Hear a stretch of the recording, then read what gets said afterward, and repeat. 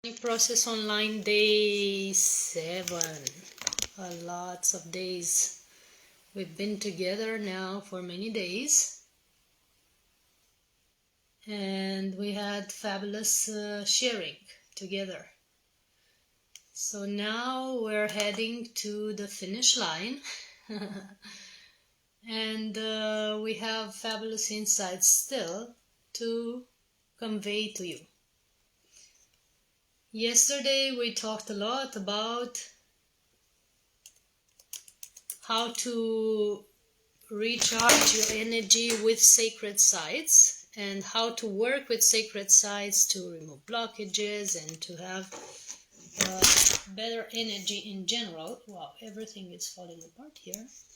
Interesting. And now we are going deeper into the subject, but also deeper into how to upgrade your energy in various other methods, like working with sound, working with planetary energies, and working with specific mantras or affirmations or words of power. Today it's all about using your voice, but also your words, your inner words, and the power of what you think and what you declare and what you speak of is dictating the quality of your life, basically. Let me see in the comments if you have any questions on this topic. How many of you maybe have worked with mantras and power words and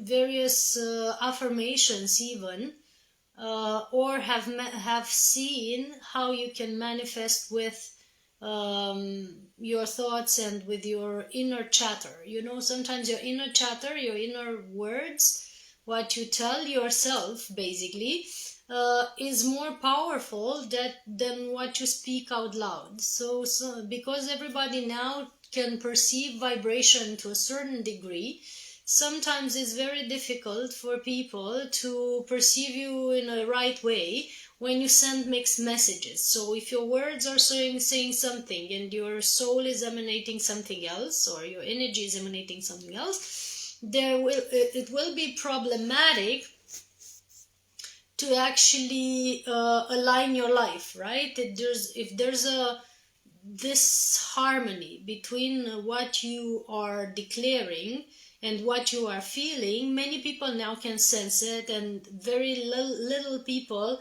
are, so to speak, taking bullshit right now. Everybody is now sensitive to a certain degree.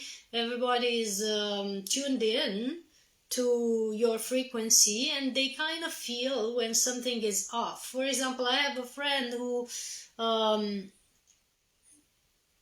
is declaring that he wants to be single and he wants to be on his own and stuff like this, but his soul is actually requesting for companionship, requesting for company, requesting for someone to hold, someone to speak to, someone to share with, and someone to be helped by and help him. And there's an energy discrepancy between what he declares or thinks he wants and what his soul really wants. You know, his soul wants a child, his soul wants companionship, his soul wants a long-time committed relationship. So and normally what's creating that type of disharmony between what you say and what is really emanated from your field is your fears. So maybe it's something you want and you really would like to align with, but your fears are blocking you from manifesting that. Therefore you are declaring that you want something else, and that you're even acting as if you want something else, when in truth your soul would really want to manifest the thing that you are afraid of. So for example, if you're afraid of a relationship, but your soul wants it, there will always be some sort of misalignment, between what your field is emanating, maybe attracting certain partners, maybe attracting people around you, and what your actions are actually doing, which is pushing people away, declaring that you don't want them, declaring that you want to be single, or whatever it is that you're doing. So let me know if you resonate. I haven't planned on talking about relationships right at the beginning of this webinar. I was really not thinking of that, but it seems that someone in the audience needs this specific topic to be brought about, and we are bringing it in the hopes that it brings clarity to you. And so your words and your energy need to align with your soul's desires in order for you to have what you want, and in order for you to have a harmonious life, because it's all about harmony, and harmony is all about alignment. So in alignment, what you do has to be in alignment with what you speak, and what you think, and what you manifest. Everything aligns when you are aware of your deepest desires, of your core vibration, and of your blockages as well. So this is why now we are bringing this up, because for example, I've seen many people, since the topic of today is how to manifest your reality with the power of words and affirmations and mantras. I've seen many people, for example, doing affirmations, a lot of affirmations, and sometimes it works for them for a little while with these affirmations and with this word programming, which I call it word programming basically, because you program your energy field and your body with the words that you're speaking. Sometimes it works for them, but sometimes it's a total fiasco. Why? Because there's blockages behind the affirmation, behind what you actually state. There are blockages who are keeping you from manifesting what you affirm. So if some people are listening or using affirmations like I am rich, I am a money magnet, I am an abundance waterfall, whatever they are usually including in this affirmation program, or I am in a loving committed relationship, I am manifesting loving committed relationships, and so on. But if you have a fear related to money, or if you have a fear related to relationships, or if you have any type of fear, some people do success affirmation and business career affirmations, and they keep repeating it. But if they have a fear of success, to be seen in public, to speak in public, to draw attention, to be judged for their success, to be judged for their wealth, to be taken advantage of for their wealth or success, they fail to manifest it, or they manifest it for a little while, that type of reality, and then it dissolves away because the fear is bigger than the programming, right? So one thing we do in the therapy that I'm working is we first remove the program that is blocking that reality. So if there's a fear of money, we remove the fear of money, and then we program abundance frequencies and abundance affirmations and abundance program into your field. If there's a fear of relationships, we first remove that fear and any trauma related to it. Maybe there's been abuse, rape, people having been taken advantage of, or disappointed or traumatized, or in any way, shape or form had difficulties, in having a relationship or in manifesting it. So we remove that, and then we add the program that is connected to manifesting a beneficial and helpful and harmonious relationship. It's like cleaning a house, right? You first, if you want to refurnish your house and redecorate it, you don't bring the new furniture and the new decorations and put them over the old ones. it's not gonna look good, it's not gonna work, it's not gonna smell good. You need to first take out the old, the furniture, the decorations, and the dirt and garbage, even the ones from below the carpet. Throw them all away, discard everything, clean the house, air it out, and put on some air freshener or whatever, and then you can bring in the new furniture and the new decorations. So the same, it works with the mind, the subconscious, and the energy field. First, we remove the ancient programming and the stuff that is causing you blockages, the trauma, either from your mind field or emotional field or the cellular memory, which is actually in the body. And then we replace it with beautiful, nice new programs that are generating new realities. And it's the art of coding in the energy field, it's the art of reprogramming the subconscious, and it's the art of rebuilding the life, basically, which is what we're doing with the therapy of soul healing. And we're also doing this in the pranic process, because many people have come with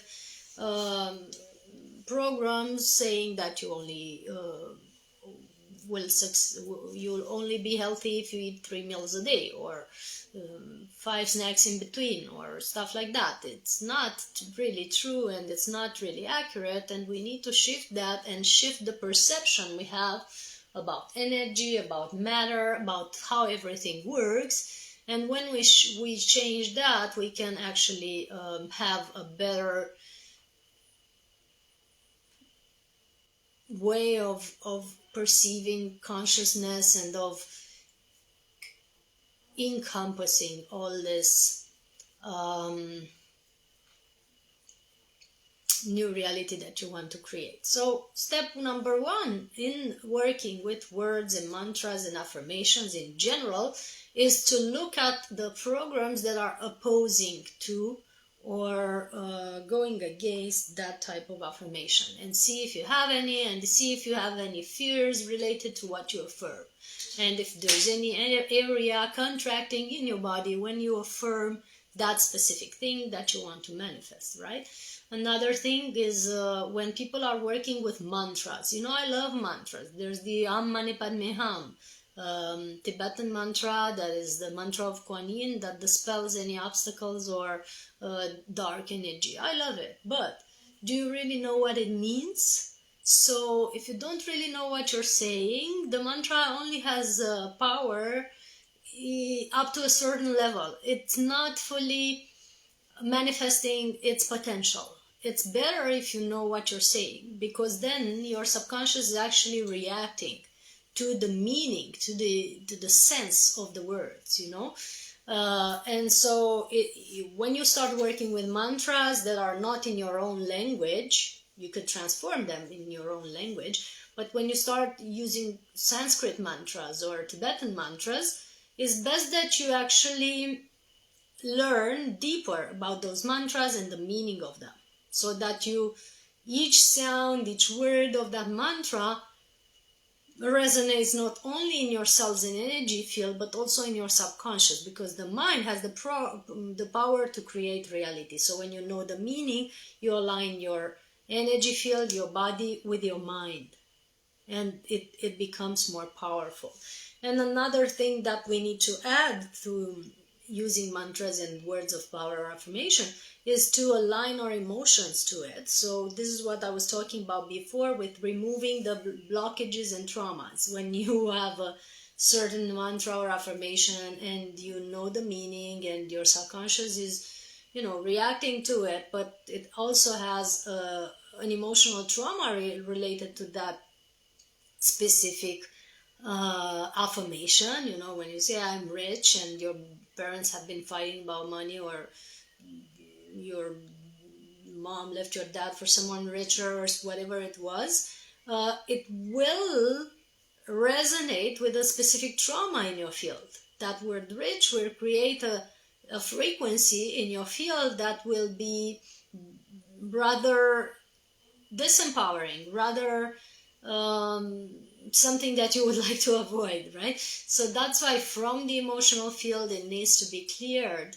Any blockage, obstacle, or fear related to the words that you are actually uttering. Each word is a frequency. It has a pattern. It has a music to it. It has an energy dynamics that is imprinting in your field.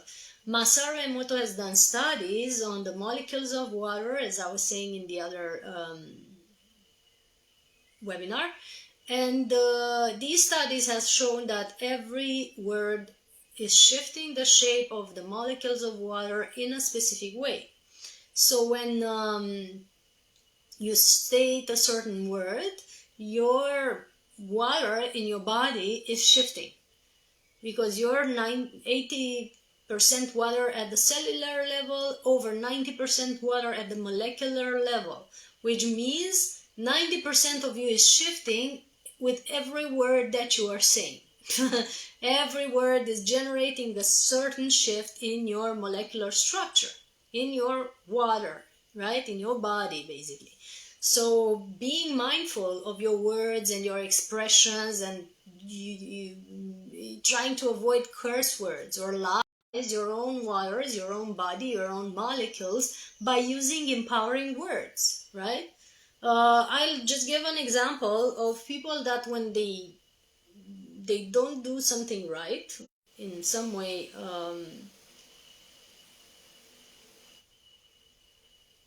when they're in some way making what we call a mistake, they are suddenly saying, "Oh, I'm so stupid. Oh, I'm so dumb." That is imprinting their inner molecular structure in a very unfortunate way. If you need to mark it with any words, that event that you just experienced, you could say, "I'm in the process of learning how to do this better. I'm in the process of shifting this to a better way of doing this." For example, paying your taxes, or getting some technology operations done. I never say I'm bad at this, I don't know this, or something like this. I'd rather say this is something I'm yet to learn. This is something I'm in the process of developing or learning or upgrading myself in. And the shift in those words is actually creating an upgrading or ascended trajectory in your energy field, instead of creating a descending, downgrading trajectory when you say, "I'm bad at it, I'm so stupid, I'm such an ass," whatever people are saying about themselves, that is not really appreciative or loving or kind. When you want to have kindness in your life, the first one that you need to be kind with is yourself. You need to be kinder in general, but the first one to be kinder with is yourself, because it is yourself that and your body that need all that appreciation that you want to manifest in the world. So if you have any questions on this or anything that you want to ask or add, I'm super ready to answer all those questions. I'm excited to learn about what you want to know in this topic of how to use words and power affirmations and mantras to upgrade your life. Another thing that we feel to add here about this topic and in general is that your whole universe, everything around you is reacting to your words. So even when you just think them inwardly and not spell them out loud or speak them out loud, the reality around you is shifting and the people around you are reacting. So that's why when you want to harmonize with a group or have good results in a certain gathering or in a certain situation, or you're going to pay your taxes, or you're going to have your car fixed, or you're going to any type of thing, especially if it's something you don't like, it's best that you think and Affirm appreciative words, appreciative thoughts about that situation. Nobody likes to go and sit in a queue at an office to pay taxes, but you can think of, oh, it's so nice that I'm going to meet new people here. And maybe I'm going to have a nice conversation to the lady at the counter, or maybe it's somebody nice that I'm going to meet there. So take any experience as a pleasant and beneficial possibility, and allow it to manifest as such, instead of narrowing down to an unpleasant expectation.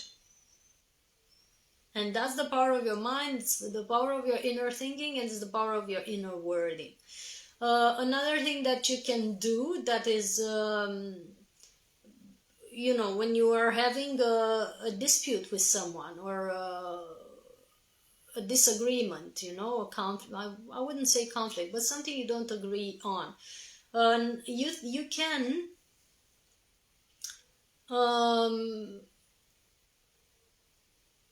first of all send love to that person, instead of having bad thoughts about him or her. Send love and appreciation, and act nicely if you have the occasion of meeting him, instead of acting completely disharmonious to show him how much you disagree. You can act nicely and calm and kind, and they're actually going to react differently if you do so. And then send good positive thoughts and words and energies towards that person. So this is how you can harmonize your relationships. And there's one example that I'm going to offer, and that I know so many people are needing right now, because everybody's stressed and tensed and reacting crazy in the most of your lives. What you can do when you go and meet someone is, or a group especially, you can send rays of love to that specific group or people, and program those rays, program that energy with an intention. The intention might be divine self to divine self compatibility, divine self to divine self communion, divine self to divine self communication. So you start and keep programming until you get there. And also when you arrive, this type of emanation, divine self to divine self communication, divine self to divine self communion, divine self to divine self collaboration, or compatibility. And that's something that you can program into your field, and program into your life, and program into your groups if you are in communities or teaching sessions or whatever, so that most of the people react positively when you arrive and in your presence, and you get that compatibility, that good flow between you and them, almost like feeling like family, because at the soul level, at the heart level, they are perceiving you and perceiving that programming, and they are opening up to it and embracing it. So this is what you can do, right? I've worked with this type of programming, of course, in all my gatherings. I always send out rays of love and ask for that type of outcome, from a group. And I've heard fabulous stories from other people as well about this type of programming. So if you're shy in speaking in public, or shy in meeting new people, or going out in general, and meeting new groups is not something fun for you, or if you have a work that requires you to work with people, what you can do is always do this programming whenever you meet someone new or a new group, and you will have fabulous results. There are also some people that are not reacting to that type of programming. They are in some way reluctant to love. Very few, very, very few I've encountered, but they can in some way be either numbing themselves out to this type of programming, or completely rejecting it, even in a out loud way, and those will maybe get up and go, or leave the room or not show up at the gathering if they don't want to be in that type of communion, in that type of dynamics, and communicate divine self to divine self and commune divine self to divine self. They're not going to show up. They are basically refusing that invitation of higher communication. So that's also good, because it spares you the effort of harmonizing people with people that are, on a different bandwidth. So that's a good filter, that's good harmonizing tool, and it's also very good for especially people that are working with public and people that are having a lot of work with humans in general. It also works with other beings as well. So you can program this with, for example, your pets or animals that you encounter out in the wilderness sometimes. I was saying yesterday, I believe, that I once encountered a flock of dogs very far away, quite far away from my home, so I wouldn't have the time to escape if they had become aggressive. They had no reason to be aggressive except the fact that they were guarding their territory, which was a place where sheep were raised. So they were meant to protect the sheep, and so when they saw me, they came barking and looking aggressive and looking dangerous in a way. I realized that there was no point in running. There was no point in defending myself in an aggressive or empowering way, in trying to cast them away or scare them. I was in no way more powerful physically than the five big dogs. They surrounded me and started barking and jumping towards my face, and what I did was this type of programming. I also asked for in prayer, I asked help from the divine, because it wasn't a situation that would have been fortunate if they would have stayed aggressive. But I also did this type of programming, and they responded immediately. I worked with the mantra that is specific for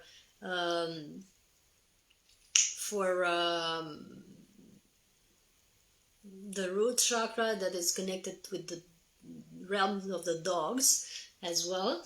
But I also did this type of communication, sending love and sending good vibes, and they picked it up immediately, and they started waving their tails and being gentle, and they led the way for me through the forest. They led the way almost all the way to my home. So instead of becoming aggressive, they become watchdogs for me and guardians.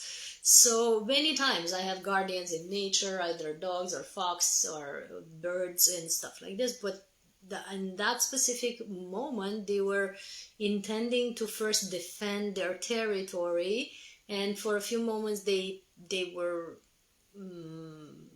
doing that role until they understood vibrationally that we are in the same team, that there's nothing to defend, and that we can collaborate in a very good way.